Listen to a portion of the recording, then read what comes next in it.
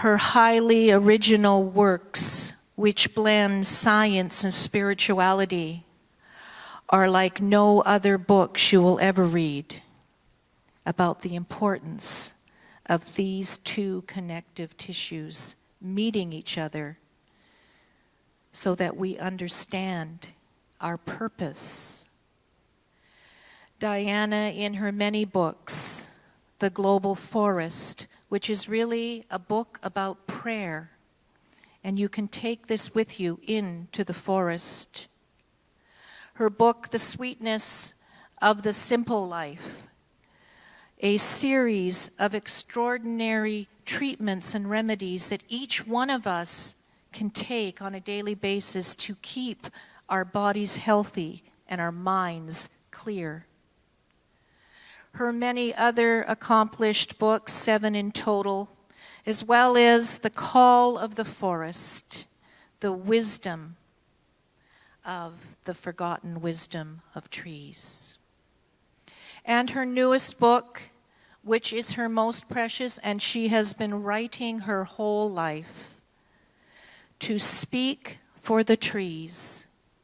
And when you read this book, you will hear your story, because it's everybody's story. We are not separate. We are one. And I can't think of a better way to introduce our guest speaker today than to say she is a Canadian hero, an internationally recognized soul who is committed to climate change, who is committed to saying yes to what we can do together. So without further ado, let us please, with a wondrous welcome, Diana Beresford-Kroeger.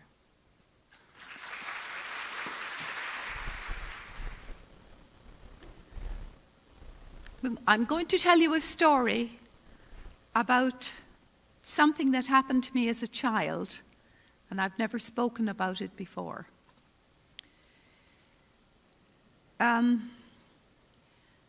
I'll lead up to the story. When I was made an orphan at 11, 12, 13, I'm kind of an aristocratic mongrel. I have on one side, I have my father's family who are all earls and lords and ladies. The Earl of Tyrone is Lord Beresford, and that is my family. And here in the city you have Lansdowne. Don't you know Lord Lansdowne? He's my cousin, and I write to him all the time. He's the decent one, actually. He's the only decent one. So I've kind of an exception there. He's really nice. And he'll go out with a spade and dig stuff, and he's out there, and he's down in Ireland, and he's in the south of England. Then my mother's family are aristocrats too, obviously. They're the O'Donoghus, and my family's seat, my father's seat is Curramore, where you can look it up on the internet, and Curramore has got the stabling for 100 horses, and the stables are made of marble. So, I mean, like, it just boggles the mind. Don't even go there. But you can look it up if you want to and have a good giggle. So then, and Prince Charles goes down playing polo with that gang. So on my mother's side, they were scholars and have been scholars since before the birth of Christ. And they were the kings of Munster, the kings and queens of Munster.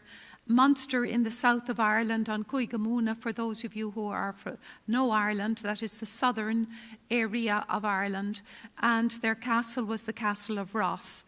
And when I was a child, I was brought in there every year in pilgrimage to the Castle of Ross.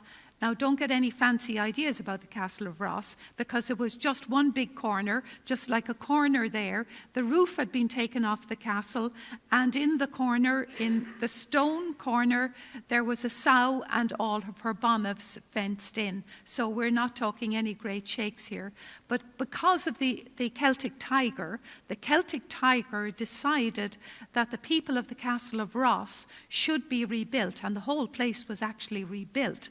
And I was totally in shock when I saw it, because I couldn't believe they had rebuilt from the rubble this magnificent building of my family's estate. I mean, I just couldn't believe it. When we were doing the Call of the Forest, the producer said to me, "Oh, we've got to do some filming on your family, Irish family property." And I said, "Oh God, no," because all I could think of was the bonnet and the pigs and the pig dirt and everything all around in one corner. I said, "You can't go there. The people in Canada would think it's a total disgrace. We simply can't go there and film. I mean, it would be awful." So he dragged me there with all of his cameras, and I saw the place had been rebuilt. I mean, I was in astonishment. So the O'Donoghue family, and John O'Donoghue is one of them, the O'Donoghue family did in the ancient Irish times, when Ireland was the land of milk and honey, when Ireland had the second greatest written alphabet in the world. Sanskrit was first. The second one was the Ogham script. And I don't know if you know that the Irish people, because you're mostly all descendants from the Irish people, we're not savages, we're not slaves. We were probably the leading nation, Celtic nation in the world, and had been for several thousand years. You come from royal families, noble families, and don't let any English person tell you any less, because this is how we are. And our lines of learning are very long. The lines of my learning go down to 3,000 years. And my family hosted all of the kings and queens of the world into Ireland, and they became wards of the family, and they were educated in Ireland, educated in the ancient script, and then sent abroad to lead other families. The same thing has happened in modern days. Jack Kennedy's family was a Kennedy ancient family. He was a leader of the modern world. It is no mistake that these things happen. This is not a hiccup. This is not an accident, no matter how much you're told you're a savage and that you're no good and dumped out with people. No, this is not true. The truth of the fact is that the Celtic world was the world that led the world at the time. And I was told in a sacred trust that we will start this again, that the ancient knowledge needs to be plucked out of everywhere and taken and entrusted to people. And actually you're finding that. The Aboriginal people are rising in their art. They're becoming more artistic. They're becoming actually wonderful singers and wonderful drummers. We had one here the other day. Fantastic people. That's not an accident. The rise of the creativity of a people is the blossoming of a culture, and they're starting to blossom again. And that ancient knowledge is going to be bound with our knowledge, and we're going to use it to do some serious thinking about this planet. And I talked 2 weeks ago, spoke to a medicine woman from the Anishinaabe peoples, and she was in her 80s and 90s. And I said to her, will the 8th fire go? I don't know if you know the legends of the Anishinaabe that have been there for thousands of years.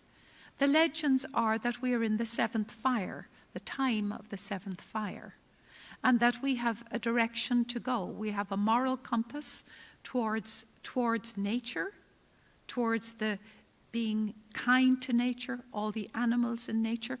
Ourselves, we're part of nature. Or we will go straight into the technological world of anti-nature, anti-humanity. We have a choice. We have a choice. Use technology only as a tool, not as a modality to something else, not as the dark side of it, to go to the light side of it and use it. So we have a choice. You can mend nature, or you can go to the technological world and into the world of greed. And she told me something very enlightening. She was an old woman, and she only had a few teeth, and she was, she was, I'd say, very, very old. She said to me, "Oh, Diana, there is going to be an eighth fire. We are going to mend the world." And I said, "You don't have to tell me anymore. I know where we're going. I know how we're doing it. I know how it's going to happen." So we are on our path to the eighth fire. Now, let me get back to my story.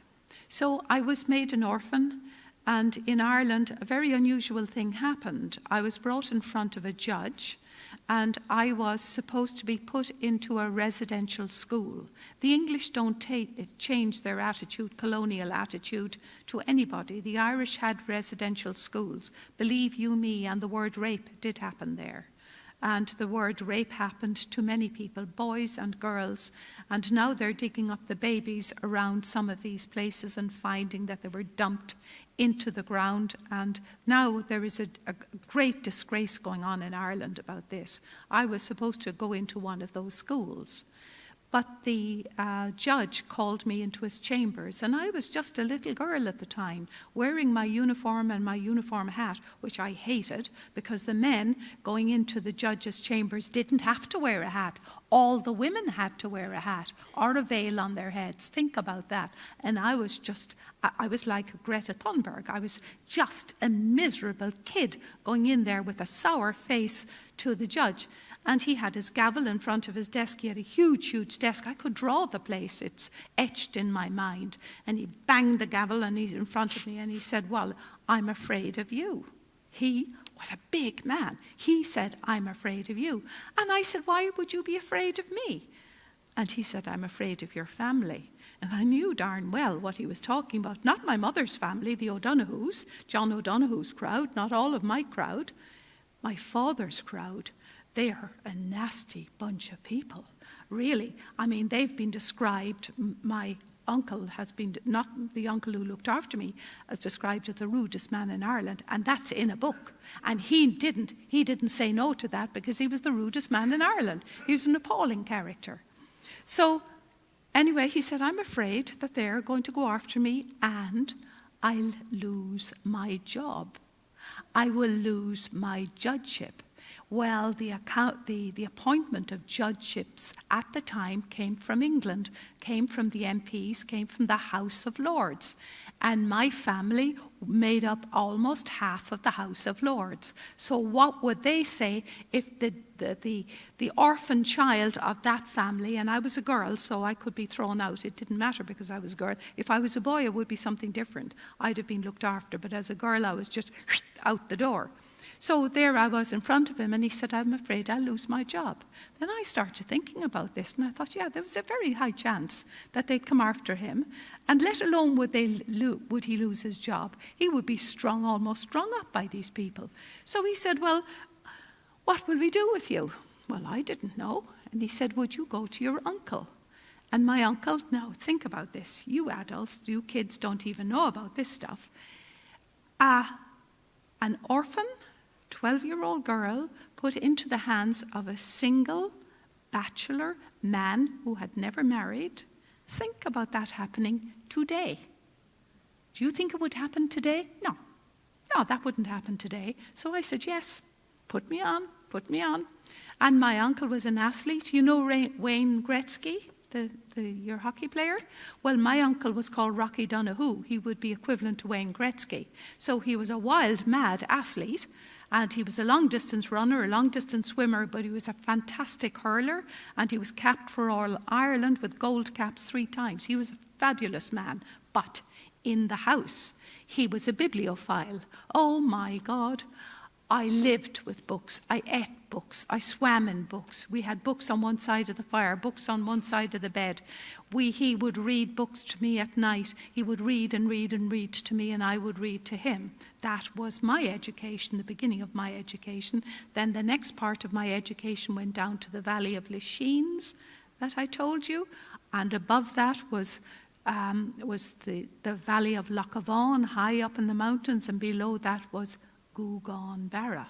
And the monks in Gugan Barra, the prayers protected me. I was the last child. And they decided, because I was like a stick, that there would be 22 people with the ancient knowledge. And táimi they kainta aus Gaelga, táimi it kainta an sha aus Gaelga. They gave me tutoring in Irish, in ancient Irish. They spoke Latin and Greek and Irish and refused to speak English.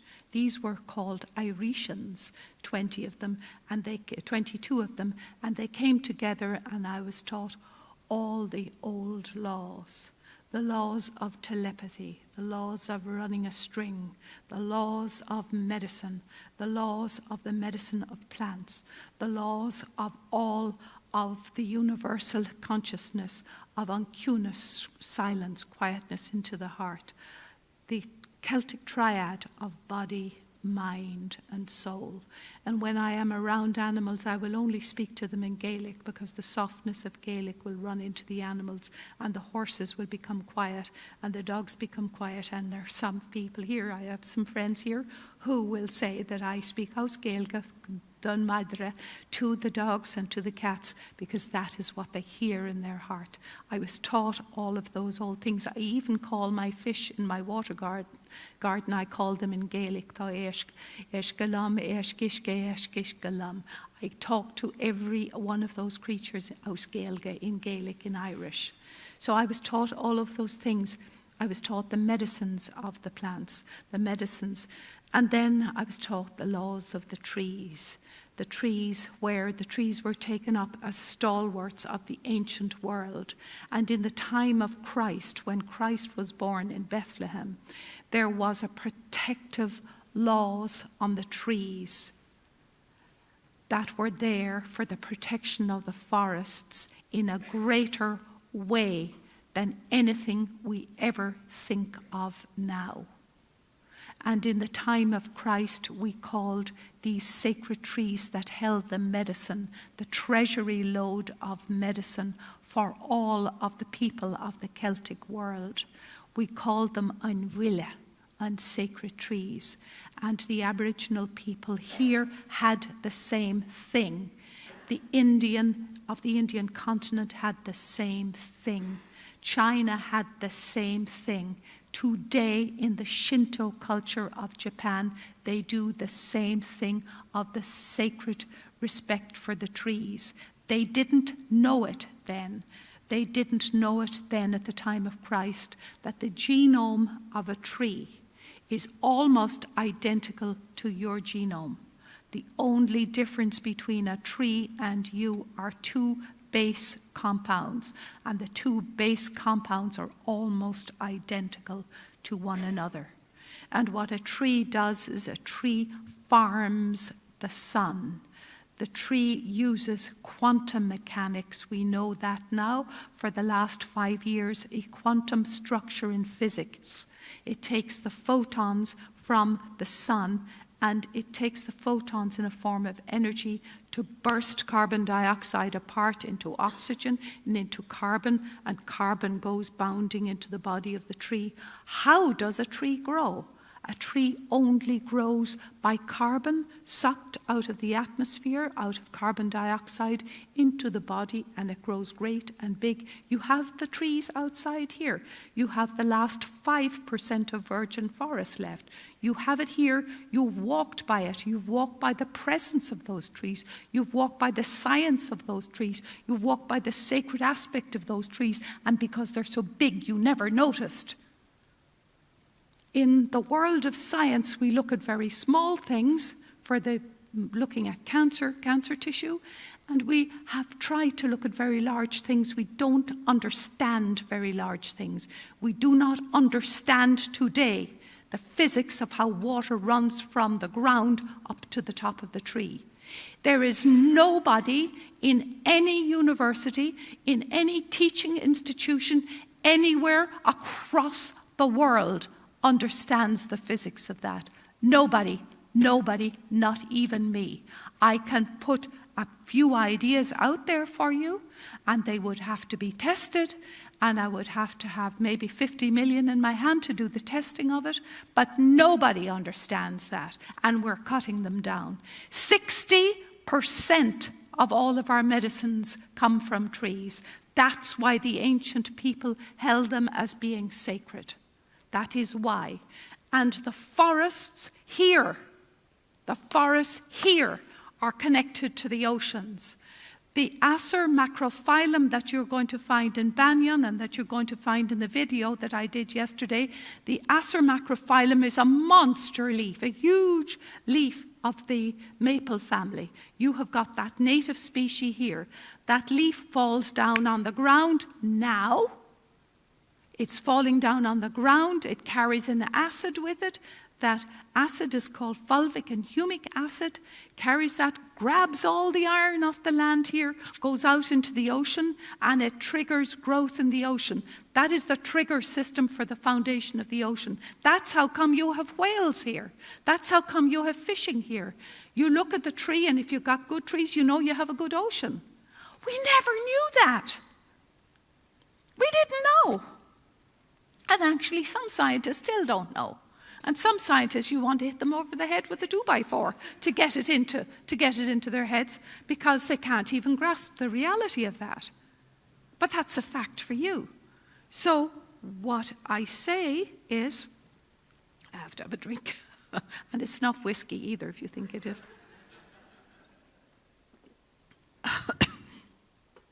So what I say in my bioplan, oh, I have to have another drink of whiskey here, Lord heavens. In my bioplan is one person in the whole planet, I'm talking to the whole of the human family, one person plant one tree per year for the next 6 years. Native to native. Here. I have in the Banyan bookstore, and here the Unity has it, the species you can plant to sequester carbon dioxide, the greatest load of carbon dioxide out of the atmosphere. If we all do that, by gosh, that is not a difficult thing to do. Even a child can plant an acorn. You get a shovel and go out and plant an acorn. Even grandma can go out and plant an acorn. So don't give me any excuses, because you have to do it. Each one, plant one tree per person for the next 6 years. There are many, many people planting more and more and more. We will pull the 400 parts per million of carbon dioxide out of the atmosphere down into the 300. We will buy time for a thing called entanglement in physics. I do understand physics. So entanglement is a really strange thing. And we will buy time for free energy. Entanglement is a phenomenon in physics whereby you can get one electron in two places at once. And Einstein called that spooky behavior. He didn't understand at the time what entanglement actually meant. We are now finding that photons are capable of entanglement, and this research is going down in Berkeley, and there's a bunch of really smart Chinese kids down there, and they found it. There's quantum computers. There's molecular machines, there's micro machines, there's electricity driven off even something like this. Let's have a fabric structure here, and it can draw down the photons. We can redesign the system to have free energy. It is there. Believe me, I'm not a fool. It is there. We can do it. We have to put R&D into it, but we can stop climate change.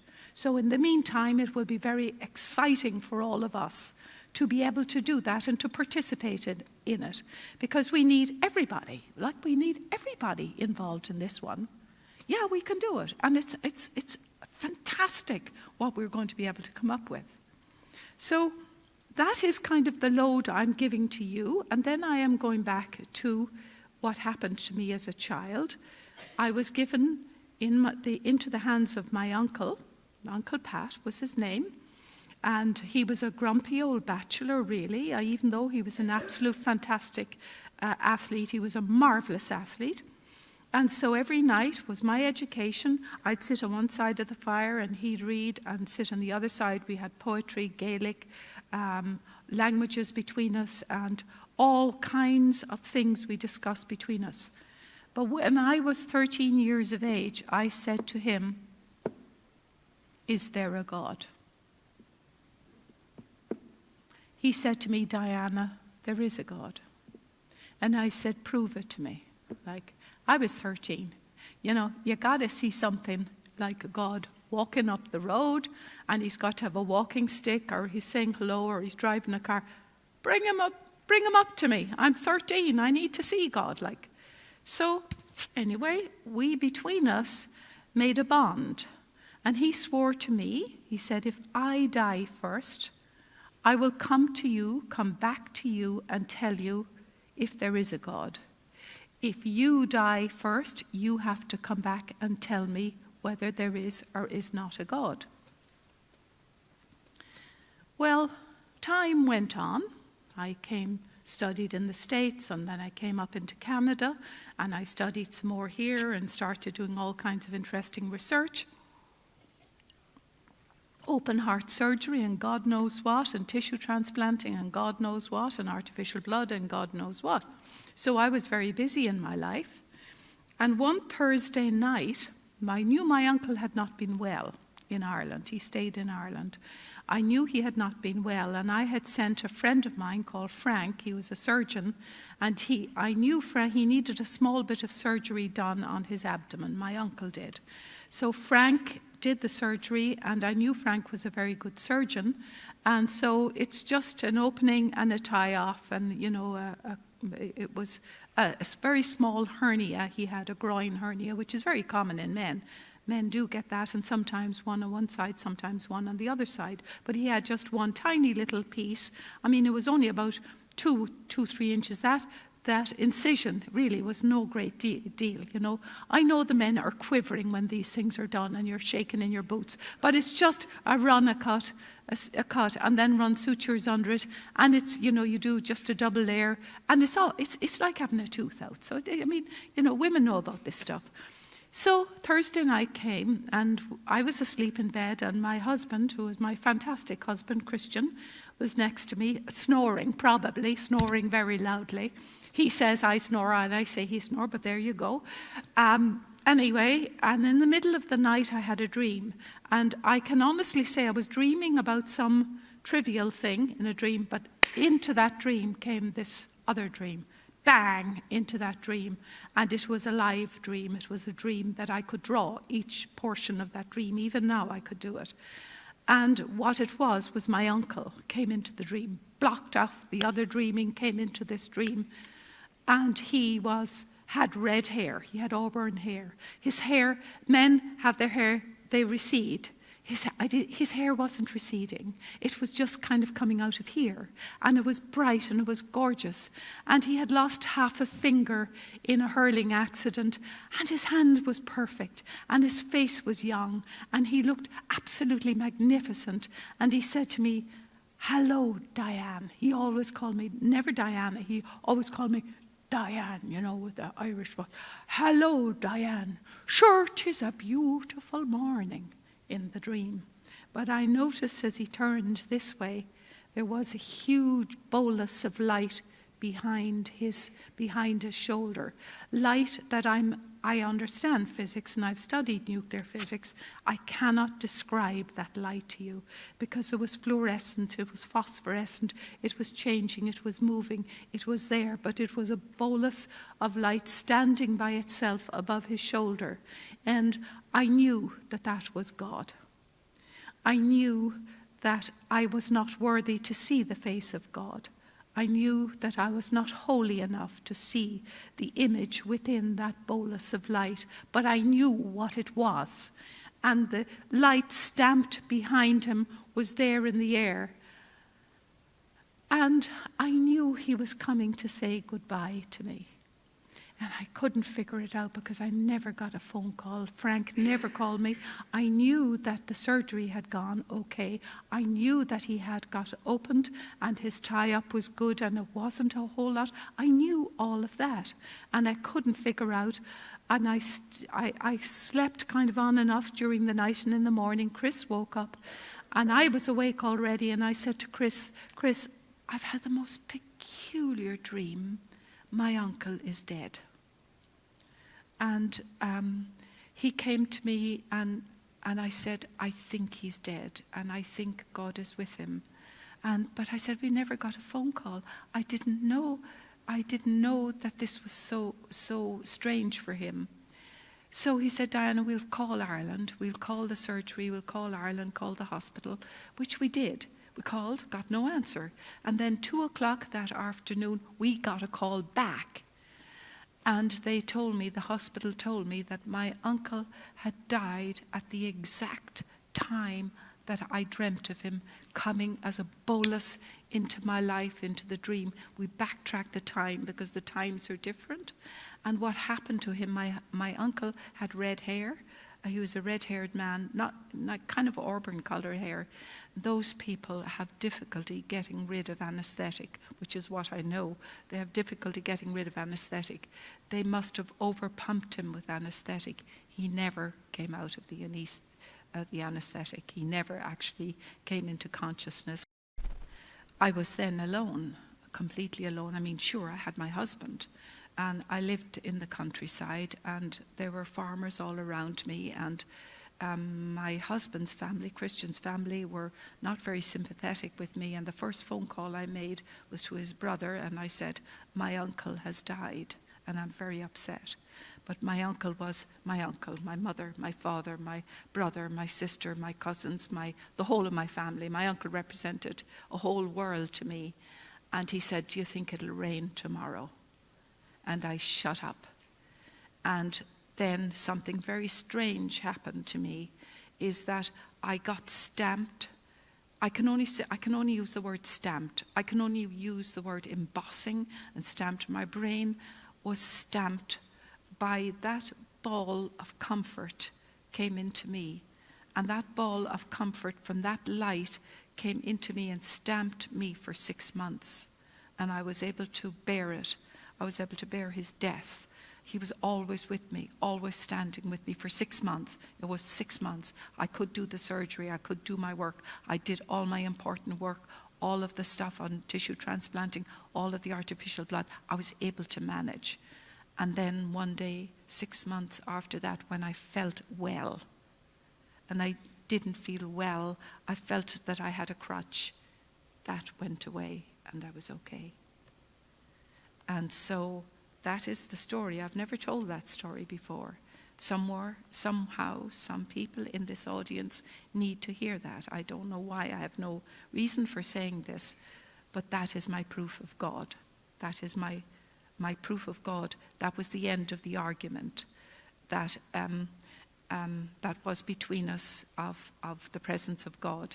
And on Friday, the tiny little document that I read to you, that my uncle proposed to me as a mathematical argument for God based on the binomial system of 0 and 1, 0 and unity, which is a full-scale mathematical theory for also the presence of God. And I was asked to do that down in Berkeley a number of years ago. They asked me if I could come down and do the mathematics for God. But you see, I'm not a very wealthy woman. My wheelbarrow has got 2 holes in it. I've got 3 wheelbarrows, and I've got 6 sets of holes, in fact, in my wheelbarrows. And so I said to the boys down there in Berkeley, I said, all of you fellows are earning $300, $400, $500, $600,000 for your professorship. Why don't some one of you put your money and your mouth where your money is, and put your hand up and do an argument for God, and maybe lose your job, maybe be incited for it? Why doesn't some one of you stand up for God? And none of them would. And I said, right, I'm not going to be your scapegoat. So I never went. 6 months afterwards, they had a tea for me in Berkeley. Believe me or not, the same boys that would refuse to speak for God had a tea for me. And I told them, I will not do it. I will not do it now, and I will not do it in the future, but I'm doing it today. Thank you.